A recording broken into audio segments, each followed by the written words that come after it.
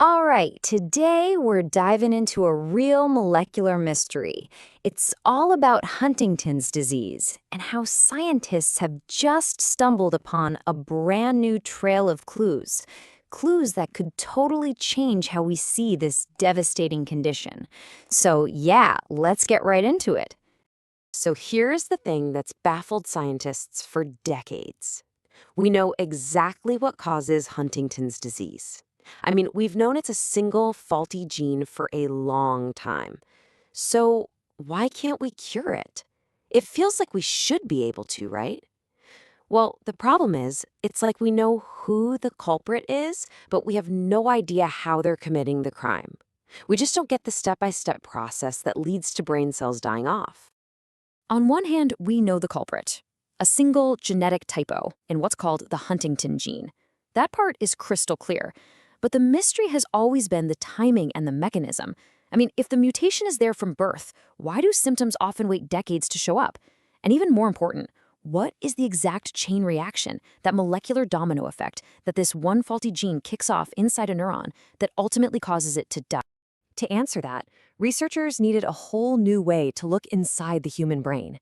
And the approach they came up with, which we're about to see, was just incredibly clever. They started with something you might not expect: skin cells. They took them from both Huntington's patients and healthy people. Then, using this really groundbreaking technique, they directly reprogrammed those skin cells into neurons. This gives them neurons in a dish that have the patient's unique genetic code and, this is crucial, their age signature. It's basically like having a personalized window into the brain without ever needing invasive surgery.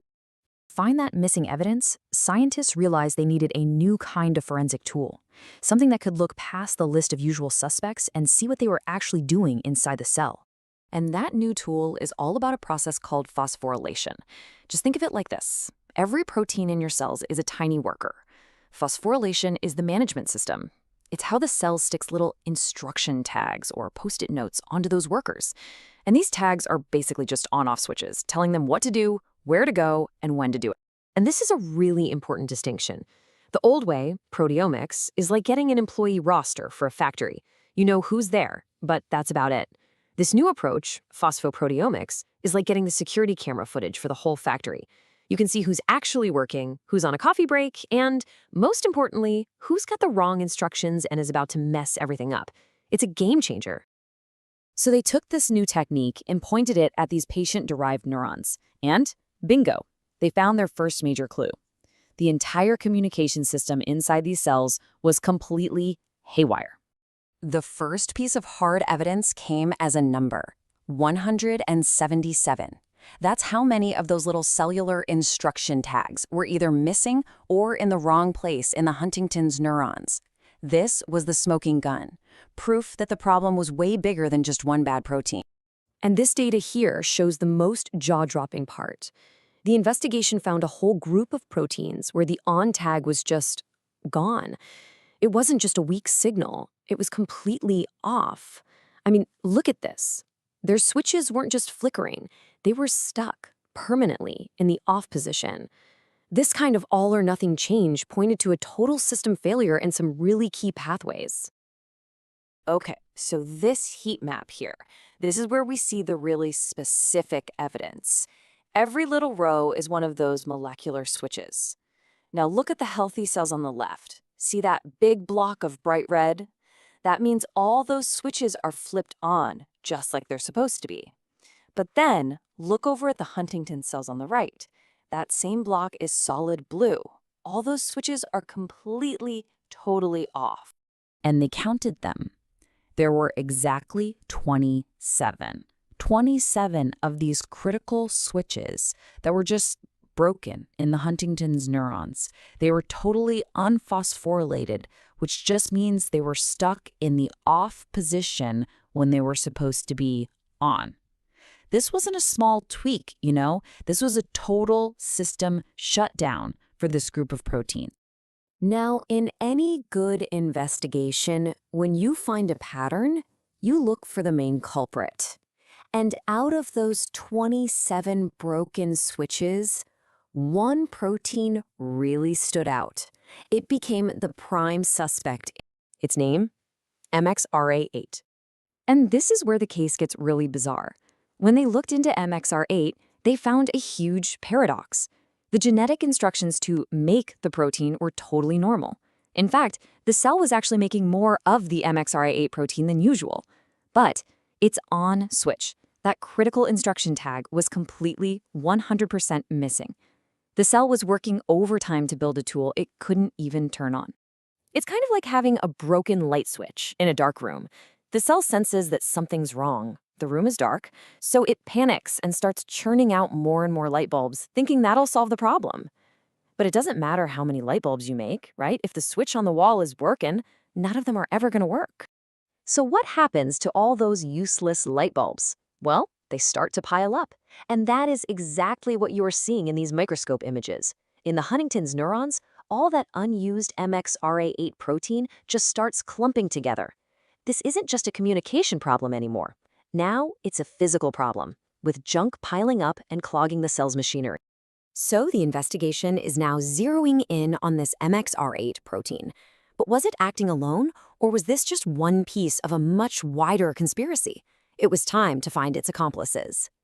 To do that, they used a really neat technique that's basically a molecular magnet. They could go into the cell, grab onto all the MXRA8 protein, and pull it out, and anything else that was stuck to it would come out too. This let them see MXRA8's entire social circle. And it turns out, in the diseased neurons, MXRA starts hanging out with a totally different crowd. And this chart, this volcano plot, shows what they found. All those dots way over on the right, those are proteins that were sticking to the faulty MXRA way more in the Huntington cells. And a clear pattern popped out. It was getting all tangled up with the cell's garbage disposal system. Let's zoom in on who these accomplices are. So, in the diseased neurons, MXRA was suddenly buddied up with proteins called TGM2 and LAMP1. Now, these aren't just random names. These guys are key workers in the cell's recycling plant. They're involved in taking the cell's trash bags and getting them to the incinerator, basically. So finding MXRA mixed up with them, that was a huge, huge clue. And that whole garbage disposal process has a name. It's called autophagy. It is absolutely essential for keeping a cell healthy. Now, here's the kicker.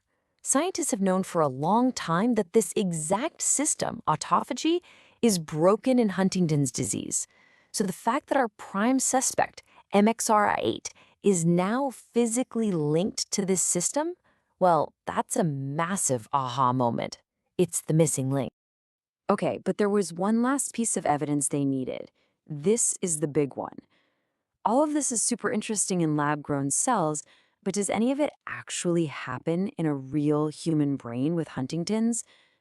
To find out, they had to go from the lab to the brain, looking at tissue from patients who had passed away from the disease.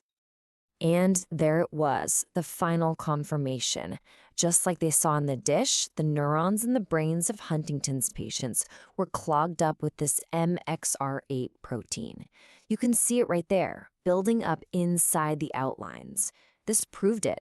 This wasn't some weird fluke in the lab. This is really happening inside the brains of people with the disease. And that connection to the cleanup crew led to the biggest revelation of all. When the researchers compared their data, they saw something incredible.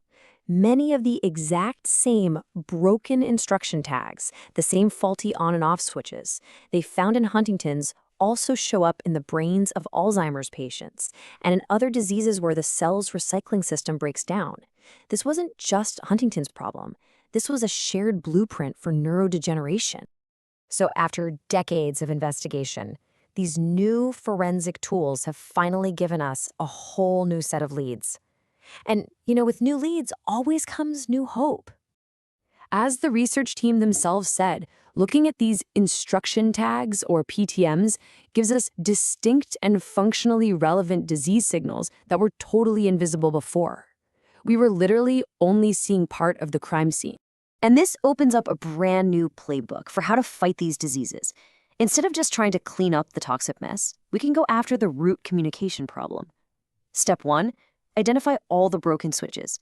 Step 2, figure out why they're broken. And step 3, design new therapies that can go in and actually fix the switch or rewrite the instruction tag. You see, the big takeaway here is really a profound shift in thinking.